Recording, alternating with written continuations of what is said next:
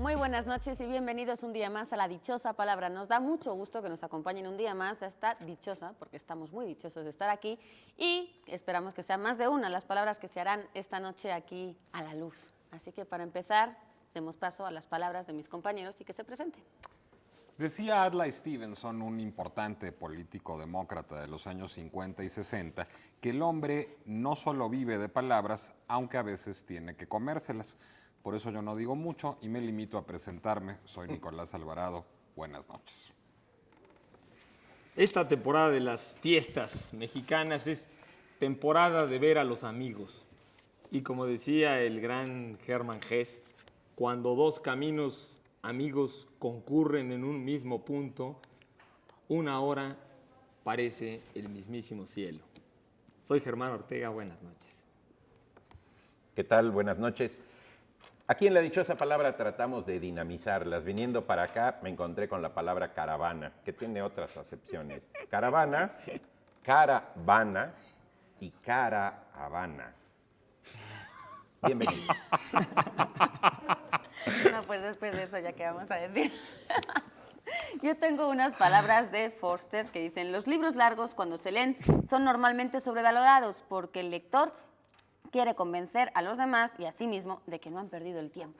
Así que esperemos que no perdamos el tiempo en esta hora que tenemos junto con ustedes y aprendamos nuevas palabras. Pero antes les queremos decir una aclaración del programa pasado. Dijimos, por error, que no había habido ganadores de la pregunta especial, pero no fue correcto, puesto que sí llegaron muchas llamadas y muchos correos electrónicos con la respuesta a la expresión italiana que se utiliza en música para indicar que un pasaje debe volverse a ejecutar desde el principio y repetirse de nuevo, y que significa además desde el comienzo.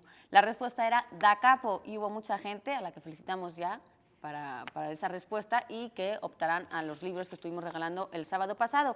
Hoy habrá una nueva pregunta especial y habrá nuevos ganadores. Es que los felicitamos da capo, Laura, justamente. Exactamente, volvimos a hacer, fue el ejemplo, lo hicimos a propósito. Exacto, para que entendieran. Quisimos poner en práctica la expresión. Pero bueno, lo que sí queremos es invitarlos a que nos llamen, ya que nos escriban durante esta hora a nuestros teléfonos y durante toda la semana a nuestro correo electrónico. Recuerden que tenemos nuevas líneas de teléfono y bueno, pues esperemos que sus llamadas entren, como esta de Esther González, que llamó desde el Distrito Federal y que nos pedía que habláramos sobre Cabrera Infante. Uy, yo pido mano para hablar de eso. Pues ahí la tienes. Es Guillermo Cabrera. uno de mis dos autores favoritos, yo creo, en el mundo. El otro es Nabokov y ya les he recetado suficiente al respecto. Pero Cabrera Infante me gusta mucho. Por cierto, tienen algo en común el escritor ruso, Guillermo Cabrera. No, tienen muchas cosas en común. El escritor ruso, nacionalidad estadounidense, Vladimir Nabokov. El escritor cubano, nacionalizado inglés, Guillermo Cabrera Infante. Uno, su condición de exilados políticos necesariamente y su condición además de hombres de izquierda que en algún momento tuvieron que, digamos, separarse de proyectos más bien totalitarios y emigrar de sus países, pero también, y eso me gusta más, una gran pasión por el lenguaje. Es decir, si hay dos cultores del juego verbal, de la pirotecnia verbal, de las aliteraciones, de las sonoridades, de las rimas internas en los textos en prosa, son Vladimir Nabokov por un lado y Guillermo Cabrera Infante por el otro. Claro, heredero, incluso él mismo decía que era alumno de Carroll, ¿no? Absolutamente. Bueno, y muy influido por la literatura inglesa en general, perdón, Alberto. ¿En inglés es tan jugador en el lenguaje Nabokov como Cabrera? Sí, absolutamente. Bueno, Bueno, los dos escribieron en su idioma original, es decir, en ruso Nabokov, en español Cabrera Infante, y en inglés, en su idioma de adopción. De hecho, bueno, Lolita es una lectura mucho más disfrutable, yo que siempre hablo de Lolita, en inglés que en español, porque pasa mal, digamos, se traducen más todos los juegos de palabras. En inglés que en ruso, dije, cámara. En ruso sí, todavía no me la manejo, mi querido Germán. Pero Cabrera Infante, bueno, hay un libro famoso de Cabrera Infante, porque habrá que decir que hay, Cabrera Infante tenía, digamos, como tres grandes pasiones en la vida, que eran el cine, el tabaco y la ciudad de La Habana. El tabaco, sí. Incluso que ahora de repente vi un artículo ahí que lo criticaban justamente porque decía cuánta gente no habrá sido influida por el amor al tabaco. Yo, uno de ellos, por supuesto.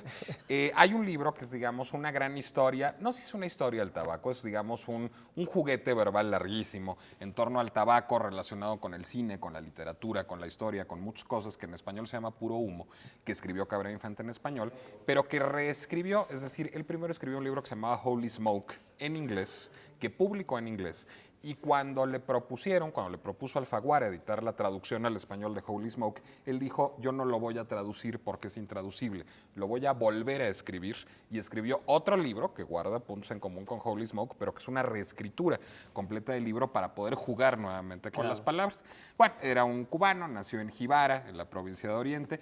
Esta ciudad, él siempre decía que había nacido rodeado de tiranos o de sus proyectos, porque es equidistante el pueblito en el que nació Cabrera Infante del pueblo de Fulgencio Batista y del pueblo de Fidel Castro, que fueron pues sus dos cocos. Es decir, Y por eso los odió por igual, además. y por eso los odió por igual, perseguido por la dictadura de Batista por publicar cuentos que le parecían sediciosos, digamos, a esta dictadura de derecha, se acogió al castrismo en sus inicios, antes de la revolución. ¿Se volvió embajador? No, bueno, pero Embajador, antes de eso, claro. además, en la clandestinidad, él fue a Estados Unidos, a México, a Venezuela, con Castro en misiones para recaudar fondos, para recaudar apoyos políticos, en fin. ¿Y por qué la desilusión entonces? La desilusión viene cuando el hermano de Cabrera Infante, Saba Cabrera Infante, filma un documental que se llama PM. Era un documental sobre las noches de La Habana, sobre el Tropicana, sobre estas cosas. Y Cabrera Infante lo transmite en un programa de televisión que tenía el que se llamaba Lunes de Revolución en Televisión. ¿Por qué? Porque él editaba el suplemento Lunes, que era el suplemento cultural del periódico Revolución, que es el antecedente del Granma, del periódico oficial cubano ahora, y Lunes de Revolución. ¿Y quién lo dirigía, creo, no? Lo dirigía, Sí, sí. lo dirigía, ¿no? Él dirigía Revolución, Lunes de dirigía. Revolución y a partir de eso le ofrecieron hacer Lunes de Revolución en televisión, un programa cultural televisivo. Se transmite PM, que era una cosa perfectamente inocua, sin ningún contenido político ni cosa que se le pareciera, y al gobierno de Castro le parece pues, completamente sedicioso y contrarrevolucionario. Es cesado de Lunes de Revolución, de Lunes de Revolución en televisión. El suplemento desaparecerá poco después. Es enviado un poco en un exilio Era lo que elegante, te iba a decir, digamos, a porque él- Bélgica. Exactamente, porque él es enviado realmente por el gobierno de Castro como representante, digamos, del gobierno de Castro a Bélgica. Pero era ya un exilio elegante, ¿eh? O sea, ya era un poco como No, para como se deshacerse usaba de él. aquí, como se usaba aquí también. Como se usaba aquí también. Él regresa en algún momento a la muerte de su madre y después de eso se irá y no volverá a Cuba. Sus grandes obras, Tres Tristes Tigres, que es un libro portentoso, un Y libro... que además- bueno, ya habla el mismo Tristes Tigres, ya el mismo título habla dilo del más rápido, juego, dilo del más juego del rápido. lenguaje, ¿no? Absolutamente. Ay, Bueno, sí. no, Didi. Bueno, a mí me fascina esos. Eso, Porque Ah, ¿verdad? hay un personaje triada ahí de que se llama melancólicos felinos. Bustrófedon, que es el que hace una cantidad de juegos de palabras. Y hay una parte en dicha novela que hace una parodia de cómo escribirían varios escritores cubanos la muerte de Trotsky. Y es verdaderamente de risa. Desde loca Alejo cómo Carpentier hasta Caridad Bravo Adams. Alejo Carpentier se tarda tanto en la minuciosidad para describir que cuando sonríe el guardia de la puerta se le ven incisivos, molares, premolares, úvula, velo del paladar, etc. Es decir, toda esa carga como de Da un barroquismo, zoom. ¿sí? Como en un zoom. Sí. Tanto que ya no llega a matar a Trotsky, el personaje, porque no le da tiempo de avanzar en la narración, ¿no? Es divertidísimo, Cabrera Infante. No solo Tres Tristes Tigres, sus escritos sobre cine, es decir, Arcadia todas las noches, Cine o Sardina, Un oficio del siglo XX, que es maravilloso, es su recopilación de críticas de cine, porque él tenía un alter ego que era G. Caín, que venía de G. Guillermo K. Cabrera Infante, pero también de Caín y Abel, porque era un hermano trapacero que tenía Cabrera Infante, era su heterónimo, digamos, y él recopiló todas las críticas de cine que publicó como G. Caín en un libro que se llama Un oficio del siglo XX, que es, digamos, una suerte de novelita construida a partir de estas críticas de cine, que también es divertidísima. Y una buena noticia, dos buenas noticias. Una es que se acaba de reeditar Tres Tristes Tigres y varios títulos de Cabrera Infante que llevan mucho tiempo sin estar en circulación, o Exorcismos de Estilo, Mea Cuba, etcétera, van a ser reeditados por Seix Barral próximamente. Y la segunda buena noticia es que, bueno, él murió este año, en Recientemente. 2005. Sí, exactamente. Recentísimamente, pero dice su viuda, Miriam Gómez, que dejó más escrito inédito que lo que había publicado en Vid. Qué maravilla. ¿no? Está a punto de salir una novela que se llama La ninfa inconstante, que es pues un juego de palabras con la ninfa constante, por supuesto, un célebre texto, pero parece que van a salir muchas novelas, muchas críticas de cine, muchos libros de cuentos de Guillermo Cabrera Infante próximamente. Estaremos póstumos. pendientes y por supuesto les Muy hablaremos de bien. esas recomendaciones también de Cabrera Infante. Lo que sí les queremos recomendar es que nos llamen y nos digan cuál es nuestra dichosa palabra de hoy. La definición, resina fósil fósil, ligera, dura y quebradiza, de color amarillo más o menos oscuro, opaca y semitransparente, que arde con facilidad y despide un olor agradable y que se emplea para elaborar joyería. No dirán que no tienen datos ahí Sí, suficientes. Está fácil, ¿eh? Luego hay moscos ahí también. También metidos. Sí.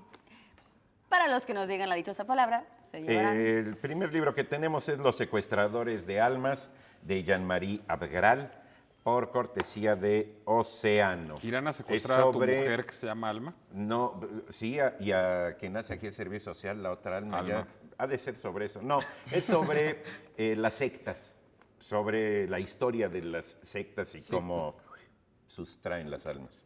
Sí, muy interesante, además muy actual. Y bueno, tenemos de Conaculta esta recopilación de escritos de Andrés Enestrosa, personas, obras, cosas. Muy recomendable con algunos muy buenos artículos. Por una cortesía editorial La Casa del Mago tenemos El Invicto de Ramón Gil Olivo, un libro de cuentos. El Invicto, el cuento que le da título, es por supuesto un cuento sobre boxeo. Y tenemos, por supuesto, ejemplares de la revista El Huevo, que traen en portada a los tigres, no de Cabrera Infante, pero sí por lo menos a los del norte, con la neta de la Border, Nicolás. Ese subtítulo es grandioso. Ellos lo son, sin duda. Bueno, y además una espléndida entrevista que les hace Deborah Holtz ahí en las páginas del web. Recuerden la dichosa palabra, responde a la definición: resina fósil, ligera, dura y quebradiza, de color amarillo más o menos oscuro, opaca y semitransparente, que arde con facilidad y despide un olor agradable y que se emplea para elaborar joyería. Escríbanos, llámenos y si además quieren preguntarnos algo más, como hizo Alicia Gerena creo que es, Meléndez, si podríamos hablar sobre Levinas. Levinas. Emanuel Levinas, supongo. Levinas, sí. Pues- Hay una colección en Taurus que se llama La huella del otro, que dirige Esther Cohen, que toma precisamente el título de un libro de Levinas, que es La huella del otro, publicado ahí. Es el llamado actualmente pensador de la alteridad. La alteridad, ¿qué quiere decir? No que alguien se altere, sino que es el pensamiento sobre el otro, ¿sí? Sobre la otredad. Hace muchos años estaba de moda el tema de la otra, ahora es el del otro. ¿Sí? La otredad se refiere pues a la idea de siempre considerar al sujeto en una especie de diálogo. Pero al otro al que yo elijo, digamos, no al otro como entelequia, Al que sino al aparezca, otro, digamos, en términos direccionados, ¿no, Eduardo? Sí, hay una idea Pero también de... al otro, ¿no? También al otro, el otro en un Sí, sentido. el chiste es no hacerse muchas bolas con todos los otros, Sí, porque hay muchos. Bueno, yo con Levinas, Sí. primero que nada, se hace uno bola. Sí, se hace ¿no? uno un poco de bolas. Se hace uno bola. Sí, en parte porque bueno, escribe en francés. Y los filósofos que escriben en francés son muy complicaditos, ¿eh? Sí, no. Hay algo hay Tan ahí de- sencillos los alemanes, ¿verdad? No, bueno, sí, los alemanes son más sencillos. Gadamer es más sencillo que Riquet en su forma de exposición. Sartre es ya- más sencillo que Hegel. Ya para Estamos empezar. haciendo una Bueno, ahí competencia de Ya para complicados. empezar. fíjate, Bueno, para- vuelvo a Levinas. Era lo que Vuelvo a para Levinas. empezar, pues él es el introductor de Heidegger y Husserl a Francia, ¿no? Sí, hay un Digo, hay un hablando de poema alemanes y en francés. Piedra de Sol de Octavio Paz, se plantea este problema. Dice, nadie es a solas, esa es la idea. Es decir, fundar la cuestión no en la mismidad, en el mismo, sino en el otro. Dice, los otros todos que nosotros somos. Un verso que, por cierto, hay que pronunciar así. ¿No? Los otros todos que nosotros somos. Es decir, en la constitución ontológica del sujeto estaría incita la Estás otredad. utilizando unas palabras que las vamos a tener que apuntar. Bueno, que hablen y pregunten, ¿no? Sí, Claro, sí, ¿verdad? sí, Sí, Para eso al rato les Para vamos esta a regalar dichosa- el Larus para que las busquen. Bueno, y digamos, también tiene una serie de fuentes del pensamiento judío y plantea en este sentido una idea de ética muy particular donde se cambia la hostilidad hacia el el diferente por la hospitalidad hacia el diferente. Es un pensador además con una raigambre religiosa. Lo que pasa es que para Levinas la ética se constituye y se construye, como bien dices Eduardo, a partir del otro, es decir, no a partir de la razón, no a partir del placer, Así no a es. partir de la utilidad, sino a partir de la relación con el otro. Y esto, bueno, es porque él lo marcó además de manera muy importante todas las experiencias que vivió durante el Holocausto, ¿no? Sí. Y además él era intérprete y creo que lo utilizaron muchas veces como intérprete de varios idiomas que hablaba. Hablaba hebreo, hablaba Alemán perfectamente, digo, por eso decíamos que era un... y hablando de la complejidad de los alemanes y de los franceses, pues por eso yo decía que se daba el tú por tú, porque pues era el que había introducido a Francia justamente a esos Sí. complicadísimos también. Hay un libro en siglo filósofos. XXI que se llama Humanismo del otro hombre, que es, digamos, accesible en términos de que no es solamente filosófico, sino más bien de cuestiones de relaciones sociales y relaciones políticas. Bueno, y Sartre recupera mucho de Levinas también. A lo mejor Sartre es una buena vía para acercarse a Levinas, ¿no? Posiblemente sí, sí.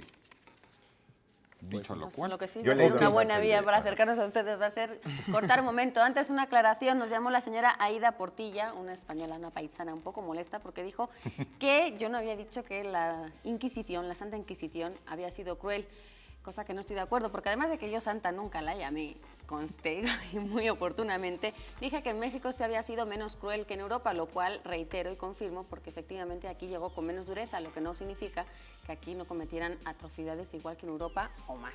Pero bueno, lo siento Aida si te molestó el comentario, la Inquisición fue un error, efectivamente, así lo comenté.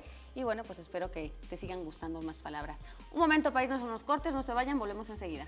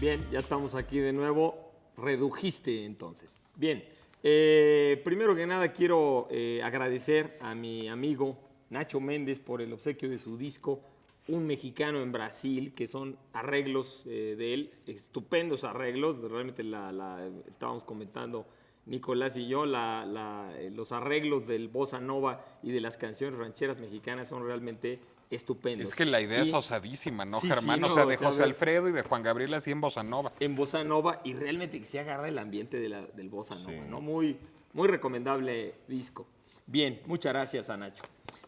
Bueno, tenemos más preguntas de ustedes. Pilar Sánchez nos pregunta que si podríamos hablar de capuchino, del café capuchino o de Se los antoja. capuchinos. Bueno, de hecho, capuchino significa muchas cosas. Capuchino como Sí, café es quizás la más Claro, usual, claro. pero todas vienen de la la orden de los capucha, capuchinos, o de ¿no? la Que capucha, era una orden religiosa que se vestía de tal manera, con esos hábitos color cafés, con esa capucha puntiaguda, iban descalzos, iban con barba, y que los niños italianos empezaron a llamar capuchino de capucha. Pues se les hacía como muy chistoso llamarle los de la capucha. Entonces, capuchinos empezaron a llamarse esos religiosos, y de ahí, un poco por similitud con el color de esos hábitos, empezaron a llamarse otras cosas. Por ejemplo, el café, el famoso café capuchino, la similitud con el color de esos hábitos. O hay unos monos, Hay unos incluso. changos, ¿verdad? Hay unos changos muy pero- chiquititos. Porque tienen como los pelos en la cabeza, como una capucha, ¿no? Que le sale así, creo. Y que tiene además la cola muy larga y, Sí, y sí. le sirve para amarrarse a las ramas. Y bueno, pues además creo que hay un pintor también que le llaman il capuchino. Il Cappuccino. Pero ahora sí, Un ese pintor yo no del siglo sé, XVII, ese sí sí. no sé si es que tenía capucha o que se dedicaba a pintar O capuchinos, pintaba no lo sé. probablemente muchos capuchinos, ¿no?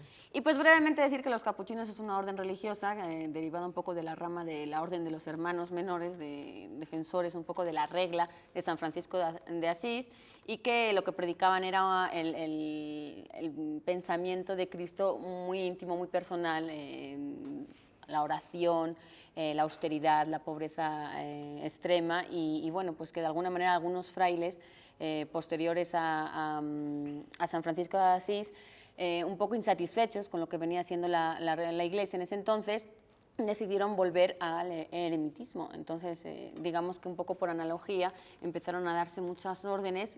Hubo creo que 3 órdenes de los frailes menores que se llaman, y una de ellas eran los capuchinos. Y bueno, pues su hábito, su vestir, era tan característico que llamó la atención. Claro, que es muy curioso cómo, digamos, la Orden de San Francisco y los principios de San Francisco realmente, como tú dices, se opusieron, incluso reaccionaron en contra del poder y de la riqueza y todo de otras órdenes religiosas, y que dentro de los mismos franciscanos hubo a lo largo de la historia de los franciscanos, digamos, mucho conflicto precisamente por esto. De hecho, los fraticelli, ¿no? Los espirituales, fueron ramificaciones de los franciscanos que antes de que surgieran los capuchinos fueron considerados herejes incluso, y fueron eliminados por la iglesia. Eran perseguidos todos. Exactamente, porque se consideraba que estaban tomando como muy a pecho esto de la pobreza, ¿no? De la pobreza de San Francisco, que realmente era lo que verdaderamente decía San Francisco.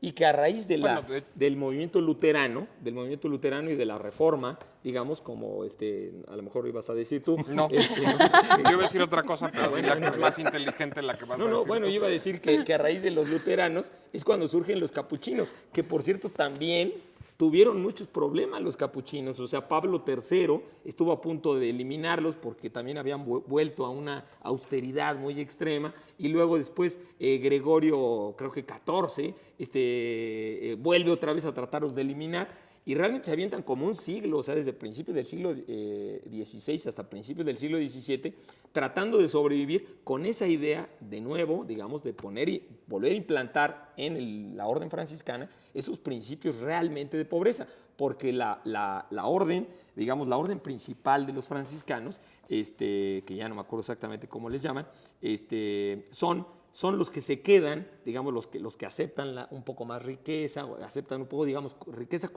comunal, ¿no? Las limosnas y todo, y adornar las iglesias, son los que se quedan administrando los Y es principales un poco edificios la ley del franciscanos, péndulo, ¿no? De mucha austeridad, de repente mucha riqueza, volvemos a la austeridad. Y un Exacto. poco yo oí una vez una definición de reforma como la vuelta a los principios básicos y austeros de una ideología. Entonces, de alguna manera, igual la iglesia empezó a hacer sus excesos y volvieron algunos a la Es que austeridad. lo que iba yo a decir es una frivolidad y no. Es decir, el porte de capucha por parte de los capuchinos lo que buscaba justamente era emular el hábito de San Francisco de Asís, es decir, tener un linaje, digamos, directo, incluso en las formas, de la capucha de San Francisco de Asís por, digamos, esta idea de transmitir el mensaje que ellos querían apegarse más a la regla franciscana. Claro. Ahora, en la historia del café también hay de esas leyendas que hay con la Urbanas. comida, como las de la milanesa y las de la pizza, que suelen ser falsísimas, pero bueno, hay una leyenda que dice que una parte, digamos, es históricamente cierta, que es que cuando los turcos invaden Viena, cuando el imperio otomano invade Viena a finales del siglo XVII, los capuchinos tienen un papel muy importante para unir, digamos, a las distintas corrientes cristianas en contra del enemigo otomano, y para expulsarlo. Bueno, hasta ahí todo va más o menos sensato. A partir de eso se supondría que los otomanos hubieran dejado un gran cargamento de café en Viena, que les resultó demasiado amargo a la población, y que decidieron endulzar con leche y con miel y bautizar capuchino en honor, digamos, a lo valerosos que habían sido los capuchinos en toda esta lucha. ¿Y es cierto eso? Yo lo dudo, pero Es es una una de versión esas más, historias es una que versión circulan más. de por qué el capuchino se llama capuchino. Capuchino. Ahora, ya que estamos descendiendo desde la orden franciscana y pasamos a la frivolidad del café, hay otra acepción muy mexicana de capuchino que se refiere a las relaciones, digamos, amorosas cuando son con protección. Y entonces se refiere a con capucha o sin capucha. ¿Sí? Capuchino. Sí, y eso, digamos, sí se usa dentro del habla normal. Por cierto, la palabra capucha, por supuesto, viene de caput, de la misma raíz de la que viene cabeza, ¿no? O sea, cabeza es caput. Por eso el capuchino caliente es una bebida tan solicitada entre las solteras. Ya, buen entendedor, con Bueno, pocas y palabras. bueno, a propósito de la capucha, nada más lo último es que, por supuesto, la capucha, ahorita que decías eso de la capucha de los franciscanos, realmente la idea de la capucha es para meterte, o sea, el monje usaba la capucha en el sentido también de retiro del ocultarse. mundo, de ocultarse al mundo y meterse dentro de él y volcarse al interior. Ese es un poco el simbolismo de la Del capucha, que eremitismo. del eremitismo, ¿no? Bien, la pregunta especial que tenemos hoy es adjetivo que se utiliza para calificar al sustantivo que designa con un solo género gramatical, tanto a los seres vivos masculinos como a los femeninos. Por ejemplo, el búho, el lince. En estos casos, la diferencia de sexo se señala solamente mediante la oposición macho y hembra. Así entonces se dice búho macho o búho hembra. ¿Qué palabra es la que estamos buscando? Está ahí de nuevo. Es decir, búho no es masculino, no es femenino, es... Tacatán. ¿Es qué? ¿No? Bien, Nicolás, ¿qué vamos a obsequiar? Vamos a obsequiar para que lo investiguen. ¡Ay! El Larousse Enciclopedia Quod es una enciclopedia en un solo volumen, grueso y con letra pequeña, sí, pero imagínense toda una enciclopedia en un solo volumen por una cortesía de Ediciones Larousse. Y pesa como nada en este mundo. Y yo no tengo aquí en pantalla para enseñarles, pero no necesita presentación el siguiente libro, Don Quijote de la Mancha, de Miguel de Cervantes Saavedra, por supuesto, cortesía de la librería Ángeles de Puebla, a quien visitamos hace poco. Y bueno, también obras maestras del Jean-Paul Getty Museum de fotografías, cortesía del Parnaso. Este es Josephine Baker, ¿verdad? No, Sí. es que no veo. Sí, es ¿no? Josephine Sí, es. Baker, sí, sí. Y creo que es una foto de Man Ray, precisamente, Josephine Baker. Bien, y tenemos, por supuesto, muchos ejemplares de esta estupenda revista Saber Ver, que trae precisamente un artículo muy largo acerca del Festival de Venecia en el 2005, ¿no? Bien, De la la Bienal de Venecia, perdón. Ok, y también tenemos... Y Nico. también tenemos mucho gusto. No, yo ya, Ya, no ya tenemos hicimos nada. Ya no tenemos Tenemos nada, mucho ya se gusto nos en acabó. Tenemos Ya se nos ganas de acabó. más Muy bien. preguntas. Bueno, pues tenemos más preguntas. A ver, Leticia Chávez Ramírez nos dice que si podríamos hablar de las flores del mal, ni más ni menos. Del mismísimo del Baudelaire. mismísimo Baudelaire.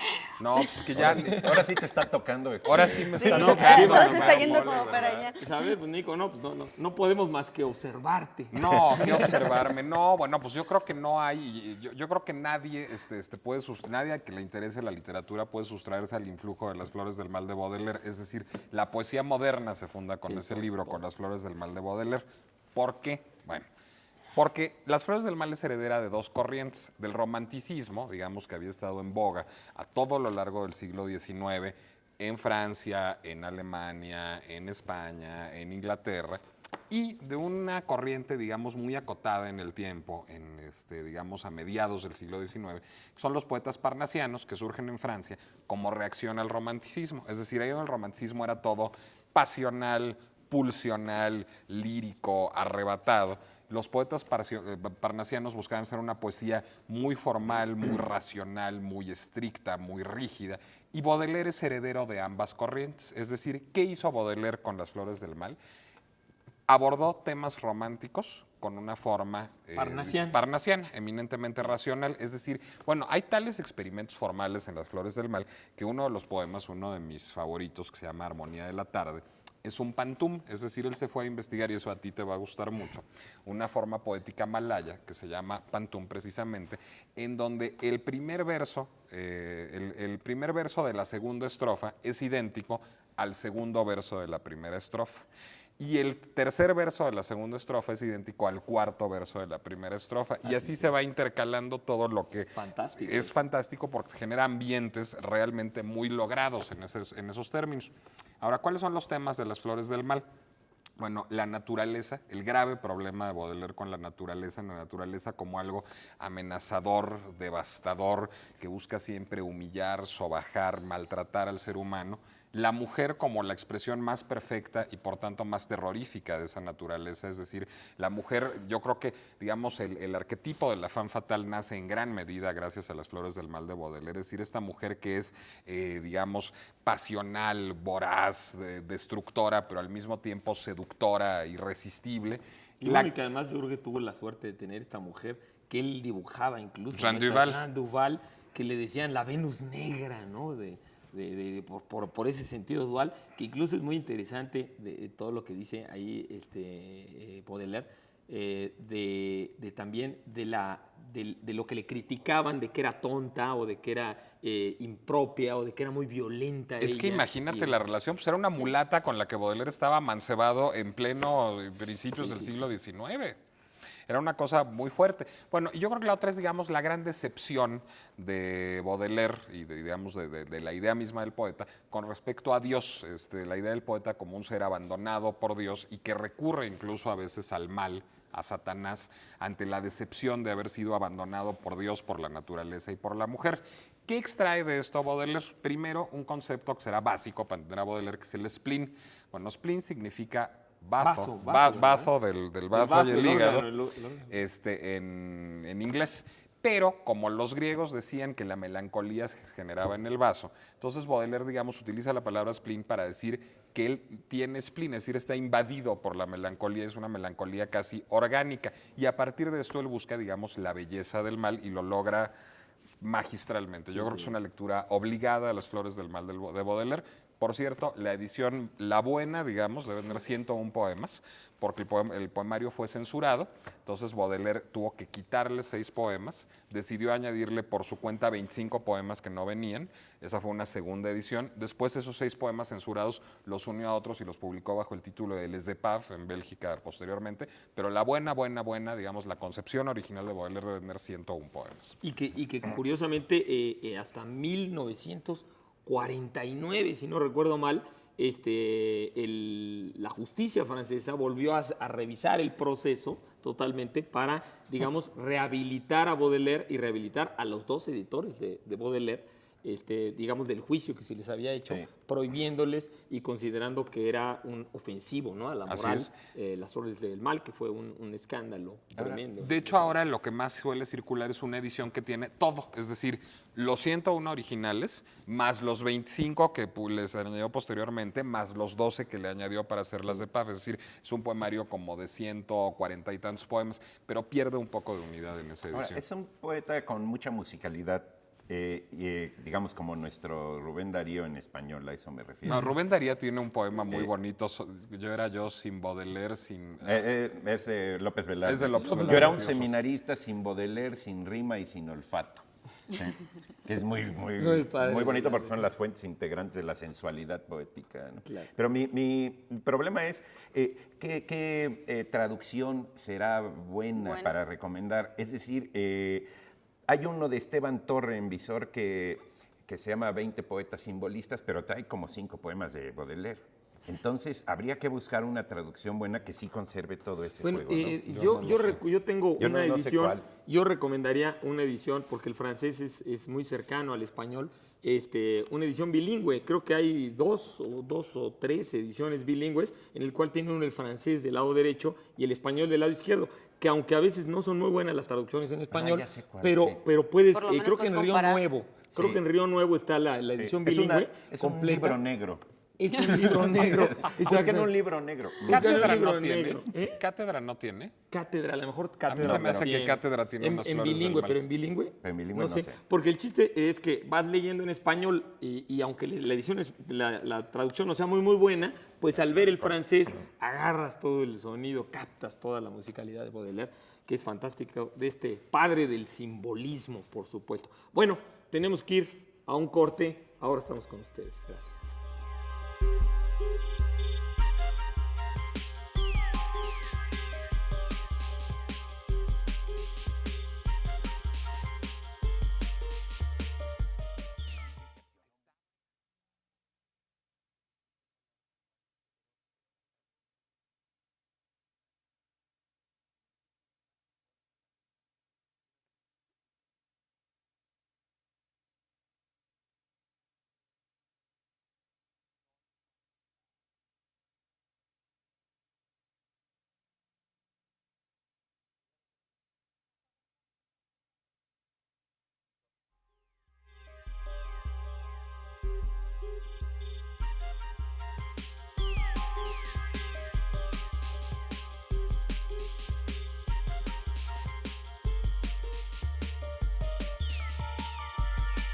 pasa con la...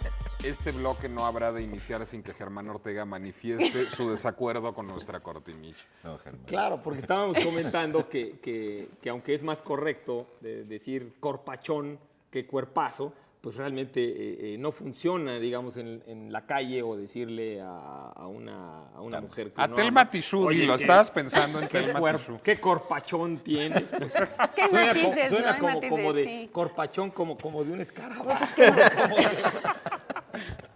Sí, votamos por el cuerpazo. Votamos por cuerpazo. Y nos avala Rosa Gloria Chagoyán. Bueno, en todo caso, yo también tengo que hacer una aclaración y pertinentísima, porque además ya me habían regañado en mi familia por decir estas tonterías. Ana María Hernández me dice que sí, que dije muchas cosas de Ayn Rand, pero no dije que sí era una escritora estadounidense, pero nacida en Rusia, y tiene toda la razón Ana María Hernández. Ayn Rand nació en Rusia, y además, como bien señala Ana María, también publicó antes del Manantial y de la Rebelión de Atlas, las dos novelas suyas de las que yo hablé, Los que vivimos, que es una novela justamente sobre todas sus experiencias en Rusia. Mea culpa. Julia Navarro dice que si podemos hablar, esto es tan arcano que seguro nomás Germán sabe de ello, de la esteganografía de Juan de Heidenberg. De Juan de Heidenberg. ¿Esteganografía? Esteganografía. Esteganografía. Bueno, ese es un libro famoso, sobre todo porque... No, ¿qué es esteganografía? Bueno, Primero, sí, explícanos. Bueno, voy a explicar, a ver, vamos a ver. Bueno, es el libro más famoso de un célebre, que lo han calificado de alquimista y todo, de principios del Renacimiento, de Juan Tritemio, era su apodo, Juan Tritemio, su apodo, que él se lo utilizó, lo inventó, porque él había nacido en Trittenheim. Este libro famoso se supone que, bueno, primero que nada es un libro que desapareció. O sea, desapareció. Para empezar, No hacer existe, honor el a libro su- no existe a completo, su ¿no? definición. El libro fue destruido por Felipe, el príncipe del Palatinado, más o menos como un siglo después de que el libro existía ya y de que muchos lo habían leído.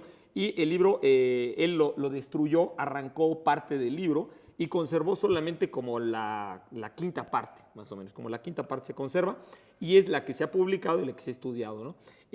Primero que nada, este libro, junto con otro libro que escribió él, Juan Tritemio, mucho después, casi al final de su vida, que se llama Poligrafía, son los primeros libros en la historia de Occidente de criptografía, o sea, de estudios acerca de cómo manejar el lenguaje para, comunicar, ocultar, digamos, escamotear mensajes, y que por supuesto pues es a lo que más se dedican la CIA y todas estas agencias de inteligencia. Pero la ¿no? esteganografía oculta como más que la criptografía, ¿no? Exactamente. De hecho, estegano, en griego vendría a ser la escritura oculta, Exacto. no tiene que ver con la criptografía. Bueno, sí tiene que ver, pero sí hay como un matiz, ¿no? Exacto, sí, claro, tienes toda la razón. Porque la criptografía de alguna manera intenta como de ocultar, o sea, tienes así un montón de caracteres y tienes como que el quinto con el séptimo, o sea, casi de Sí, James Bond, sí. y sale el mensaje. Pero la esteganografía, en realidad lo que tienen es que ocultar el mensaje. No se trata de que tú veas un código, lo que tengas es que decodificar el mensaje, sino que de plano no lo encuentras. Claro, O sea, no exactamente. encuentras el código, ¿no? No encuentras el código. No Él es encuentras el mensaje, porque padre. el mensaje es tal cual. Exacto. Yo había oído que, por ejemplo, había algunas técnicas como de tatuarse en la cabeza, o sea, le rapaban a un mensajero la cabeza, le ponían ahí su mensajito, le dejaban crecer el pelo, y así el señor, pues en ningún momento él decía que tenía un Que claro, mensaje, tenía un nada, mensaje, nadie lo véale aquí. encontraba, pero había que raparle la cabeza para volver a Para leer ver el mensaje. el mensaje. Bueno, el chiste de este libro misterioso es que el libro, por supuesto, hablaba en parte, incluso él fue amigo de muchos cabalistas y de Juan Reuchlin, otro gran mago del Renacimiento. Incluso él tuvo contacto y trató a Juan Fausto, y es uno de los documentos históricos que tenemos de que Fausto, el que después generó la leyenda de Fausto, existió. Bueno, De pero hecho, este eso hombre... ya hasta lo habíamos comentado alguna vez, ya lo habías dicho alguna vez. Pero este hombre, Juan Tritemio, realmente el chiste del libro es que este libro probablemente contenía, según lo que imaginamos, algún tipo de descripción de una técnica realmente, o sea, no magia, sino una técnica probablemente como de telégrafo para comunicarse a distancia, Incluso él comenta en otras cartas de que en el libro describe la forma de comunicarse y pasar mensajes muy lejos, no solamente por medio de un código, sino probablemente por medio de un aparato como eléctrico, quién sabe qué sería, y que justamente se consideró muy peligroso en esa época como una especie como de magia, etcétera. Y de hecho el aparato, precisamente por eso, hizo que a él lo consideraran un alquimista, un mago que tenía pacto con el diablo, cuando realmente él fue abad de un monasterio en Sponheim, y que tuvo realmente una de las bibliotecas más grandes de la historia. Lo que es interesante de este libro es que pues, se sigue especulando qué era verdaderamente lo que tenía el libro y que verdaderamente pensamos que era y de hecho no me extraña que le consideraran mago y que hiciera magia porque de alguna manera esas técnicas que hay de escribir con una tinta especial que se borra y que luego con el contacto con el agua, con el fuego o con otros elementos sale a la luz.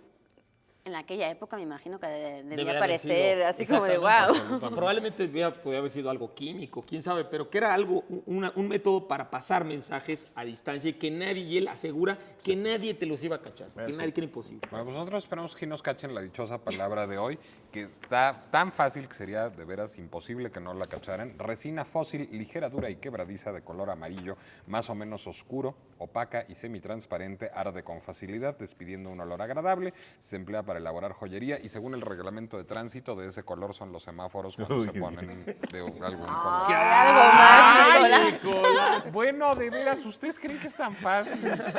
Y luego la gente se queja porque contestan y ya no quedan libros. Mira, de por sí que los teléfonos No, pero ayudan tenemos nuevos mucho. teléfonos. Tenemos nuevos teléfonos. Mejor decimos que la palabra electricidad viene de ahí. Bueno, tenemos muchos regalos. Laura. Vamos con nuestro primer libro, Capitán Ulises, de Alberto Sabinio, cortesía de Sexto Piso y Conaculta. Eduardo. También El sesgo hereditario de Carlos López Beltrán. Este es de la UNAM sobre la cuestión del ADN y la herencia biológica.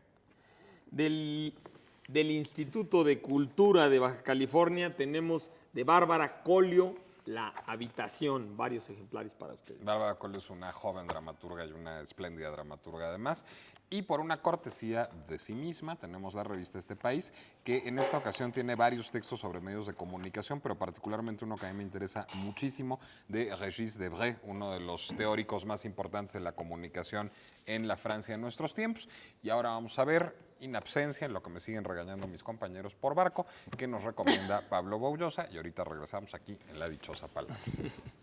Los escritores se suelen quejar mucho de sus traductores y con razón, porque hay muchas traducciones muy malas, aunque también hay que reconocer que gracias a los traductores podemos leer las mejores obras de las distintas lenguas del mundo. Pero bueno, esto viene al caso porque pocas veces recomiendo una edición precisamente, especialmente, y ahora sí quiero recomendar esta edición, no solamente este escritor, sino esta edición. Quizá les sorprenda, pero cuando lo lean van a darse cuenta de por qué lo hago. Pero esto viene a cuento porque pocas veces recomiendo con precisión una edición y ahora sí voy a recomendar precisamente una edición en especial y lo hago porque circulan muchas muy malas versiones de este autor en ediciones muchas veces lujosas. Y yo la edición que voy a recomendar hoy es esta, es la de las novelas cortas de Anton Chekhov, publicadas por Editorial Porrúa en su eminente colección Sepan Cuántos. Y lo hago porque aquí estas versiones respetan el estilo de Chekhov, que era bastante sobrio.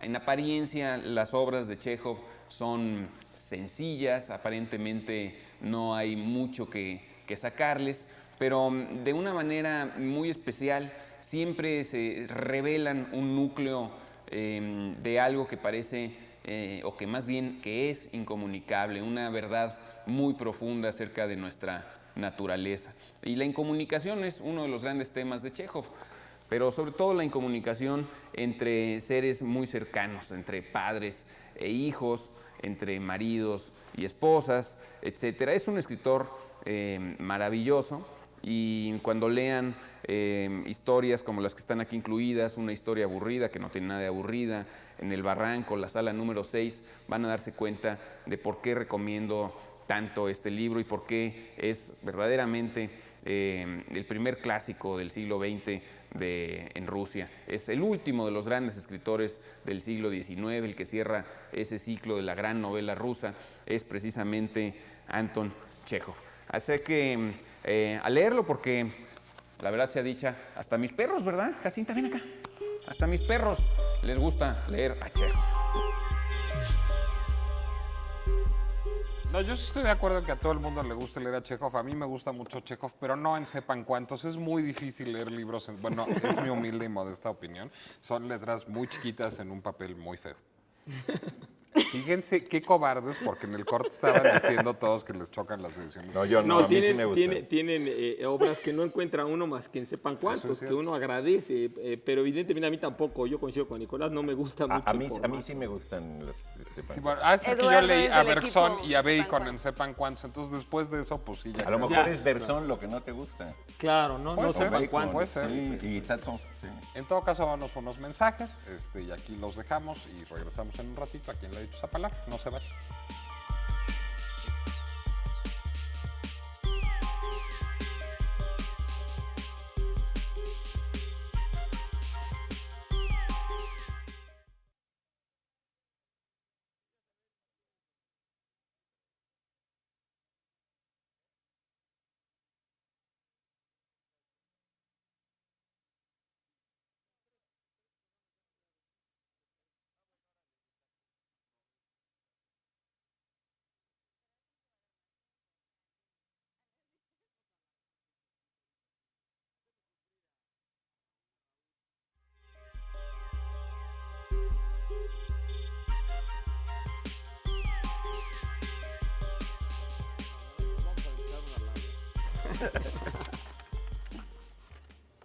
Ya regresamos a la dichosa palabra. Ya han contestado la pregunta especial sobre el género gramatical,